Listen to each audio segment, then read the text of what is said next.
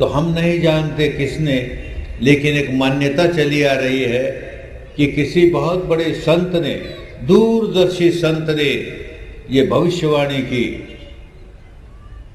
कि ये जो अनमोल विद्या है ये रतन है, धर्म का रतन है, और जिस देश में जा रहा है वो स्वर्ण भूमि है। उन दिनों बर्मा को स्वर्ण भूमि कहते थे। वो सोने की भूमि ही इस रतन को संभाल के रखेगी और दुनिया में कोई नहीं संभाल के रखेगा। और ये भविष्यवाणी की कि बुद्ध शासन के पहले 2500 वर्ष पूरे होते ही भगवान बुद्ध की शिक्षा और ये विद्या, उनकी वाणी बर्मा से भारत जाएगी।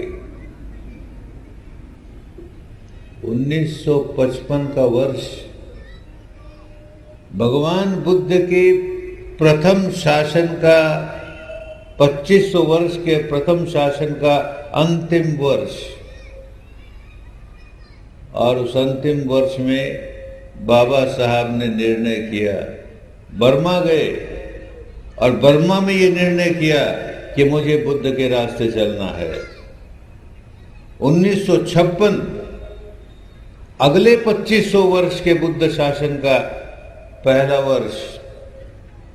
उस पहले वर्ष में स्वयं भी बुद्ध के अनुयायी बने और लाखों लोगों को एक साथ बुद्ध का अनुयायी बनाया। भारत में 2000 वर्षों से ये वाणी लुप्त हो गई। इक्का दुक्का आदमी कहे बुद्धं शरणं धम्मं शरणं संघं शरणं गच्छामि कहे, पर समवेत इकट्ठे होकर के इस तरह का उच्चार बुद्धं शरणं गच्छामि, धम्मं शरणं गच्छामि, संघं शरणं गच्छामि सुना ही नहीं गया। इतने लंबे समय के बाद पहली बार इस युग पुरुष ने ये वाणी भारत की धरती पर गुंजायमान हुई।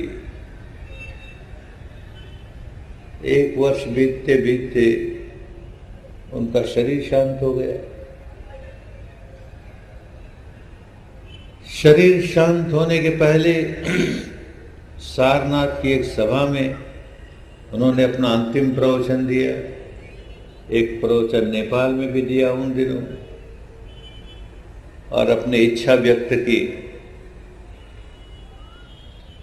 कि ये भगवान की शिक्षा सारे भारत में फैलनी चाहिए।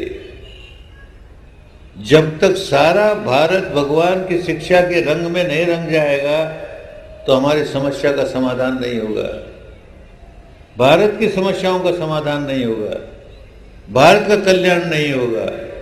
सारे देश में फैलनी चाहिए, सारे विश्व में फैलनी चाहिए। जिस व्यक्ति ने भविष्यवाणी की थी उसने यही भविष्यवाणी की कि 2500 वर्ष पूरा होते होते ये बर्मा से भारत आएगी, भारत के लोग इसे स्वीकार करेंगे और तब विश्व में फैलेगी, सारे विश्व में फैलेगी। भविष्यवाणी सफल होने का समय आया। वाणी आई, विपश्यना आई। बाबा साहब की उम्र बढ़ गई थी, बीमार भी रहने लगे थे, उनको शरीर छोड़ना पड़ा। कुछ वर्ष और रहते तो इस विपश्यना को अपना करके सारे भारत में फैलाते और विश्व में फैलाते, लेकिन वो नहीं रहे तो क्या हुआ। उस संत की वाणी कि 2500 वर्ष पूरा होने पर भगवान की शिक्षा, थ्योरी और प्रैक्टिस दोनों भारत में जाएगी, स्वीकृत होगी और तब सारे विश्व में फैलेगी।